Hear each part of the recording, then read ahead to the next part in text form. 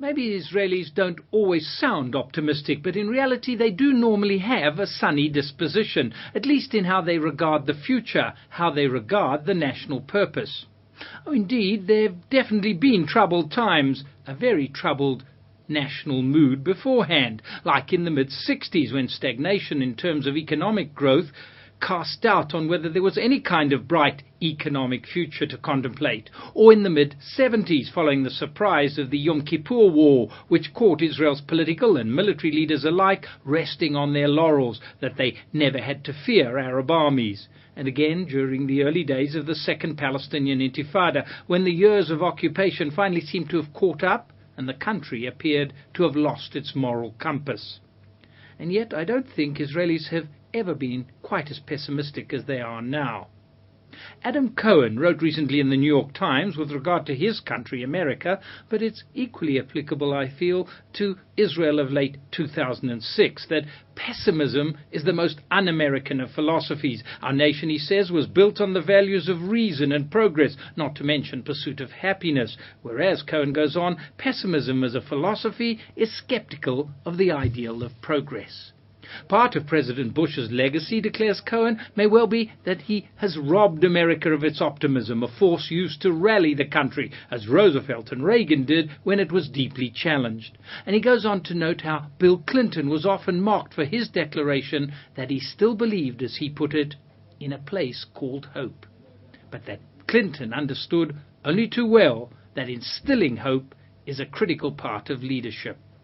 Do Israeli leaders today understand that today? I'm reminded of a very gloomy story, but a very telling story about the most famous of European performers, Grok the Clown. A man was beset by terrible depression. Pessimism about the future would simply not lift its gloomy mantle off him, no matter what treatment he was prescribed, no matter how many eminent psychiatrists or spiritual leaders he consulted. Eventually he got an appointment with the world's most esteemed doctor. Even he, however, at the end of their session, felt helpless at the depth of the man's depression. The only remedy I can see is for you to go and see Grok the Clown. Maybe he can help you, he tells the depressed man. Slowly, sadly, comes back the response. I am Grok.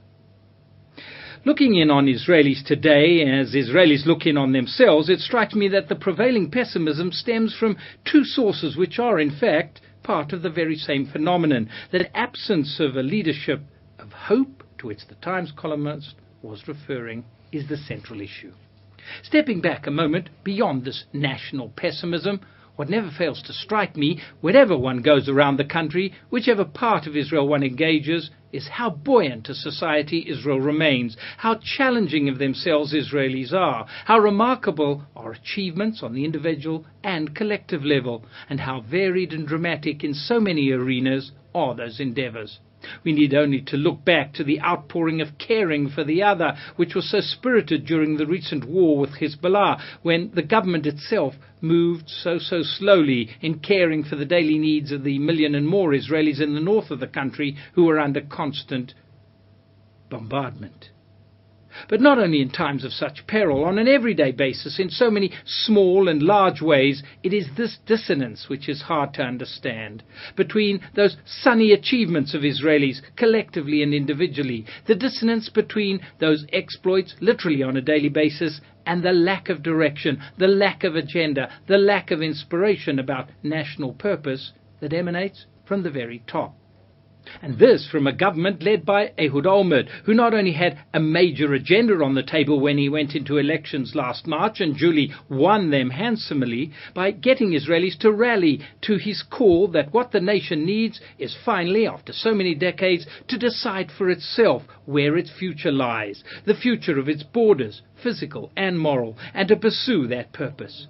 Olmert promised indeed that if Israel took its destiny into its own hands, went for that purpose, irrespective of what others thought, it would ensure a truly wonderful future, make Israel a place, in his phrase, in which it would also be fun to live.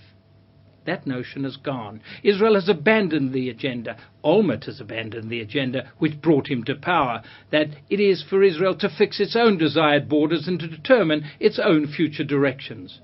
And he provides No new viable agenda, other than a reactive one to the challenges and threats imposed upon Israel. So the gloominess about the future seems wrapped up in the strategic regional situation, which Olmert promised would change dramatically in Israel's favor if only Israel were to decide for itself its future orientation, and would not simply continue to react to outside challenges and initiatives of the outside world, specifically those of its neighbors.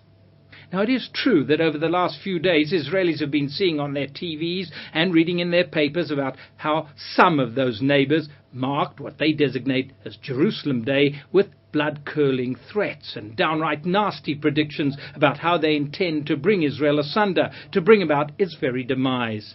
And even closer to hand, there is, of course, Hamas, the elected Palestinian government, absolutely obdurate, not only defiantly refusing to recognize Israel's right to exist, but implying that the Palestinian dream ought to be not coexistence at all, but the snuffing out of Israel as a separate entity.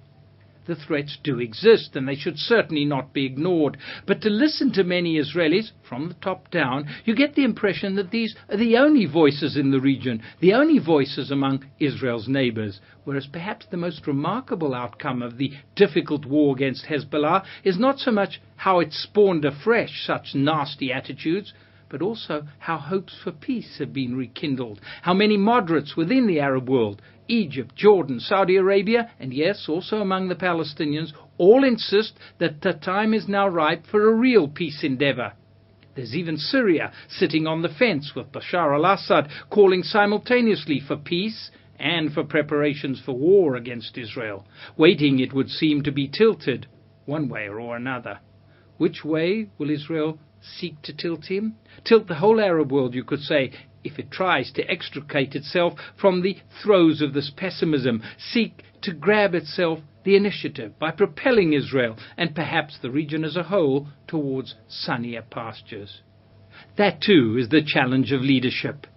To repeat one of Israel's best friends of recent years, Bill Clinton, to recognize the need to believe in a place called hope.